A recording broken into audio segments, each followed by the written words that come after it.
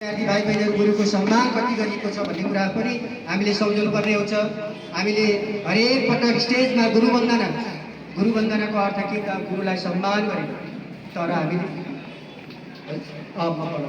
है त्यो गुरुको सम्मान गर्न पनि सिक्नुहोस्। गुरुको सम्मान भन्ने कुरा बाहिर मात्रै होइन, हामी कक्षामा पनि त गर्नु पर्यो। कक्षामा शिक्षक उपस्थित भइराख्दाखेरि हामी कुन तरिकाबाट बसिरहेका छौँ त्यो पनि त हाम्रो गुरुको सम्मान अन्तर्गत पर्छ। त्यसकारण हामीले गुरुवन्दनाको अर्थ एसेम्ब्लीमा गुरुवन्दना भयो त्यो सकियो भन्ने होइन।